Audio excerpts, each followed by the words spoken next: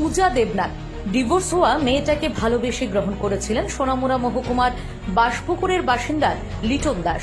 তবে বলে না, যার স্বভাব উড়াল পাখির মতো করে এক ডাল থেকে অন্য ডালে বাসা বাঁধা, উদয়পুরের মেয়ে পূজা ঠিক তাই করল। প্রথম স্বামীর পর দ্বিতীয় স্বামী হিসেবে লিটন দাসকে বেছে নিয়েছেন। সংসার জীবনে খুব স্বাচ্ছন্দ্যে ছিলেন। স্বামী হিসেবে লিটন দাস ছিলেন সহজ সরল। তিনি পূজাকে খুবই ভালোবাসতেন, কিন্তু পূজা সেই ভালোবাসার যোগ্য নয়। তাই সে অন্য বাসা খুঁজতে হাতিয়ার করেন প্রসেনজিৎ দেবনাথ নামে এক ছেলেকে, যার বাড়ি নাকি নলছর বরমুড়া এলাকায়। মোবাইল সূত্রে সেই ছেলের সাথে পরিচয় মারফত বহুদিনের সম্পর্ক ছিল।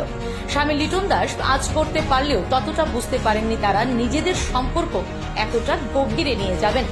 ফলস্বরূপ পূজা গত মঙ্গলবার বাবার বাড়ি যাওয়ার কথা বলে ফের একবার পাখির মতো উড়াল দেয় প্রসেনজিতের সাথে। বাবার বাড়িতে লিটন খোঁজ নিয়ে জানতে পারে ওখানে যায়নি। উপরন্তু গভীর মধ্যবিত্ত পরিবারের ছেলে লিটনের বন্ধন থেকে তোলা ৬০,০০০ টাকা নিয়ে পালিয়ে যায়। লিটনের শাশুড়িকে ফোন করা হলে তিনি অভিযোগ তুলেন লিটন নাকি অত্যাচার করত। কিন্তু লিটনের প্রশ্ন, তিনি যদি অত্যাচার করে তাহলে তো মেয়েটার সবার আগে বাবার বাড়ি যাওয়ার কথা, অন্যের সাথে কেন যাবে? লিটনের কথার যৌক্তিকতা স্বীকার করেছেন এলাকার শুভবুদ্ধি সম্পন্ন মানুষজনেরাও। Bureau report, Tripura TV.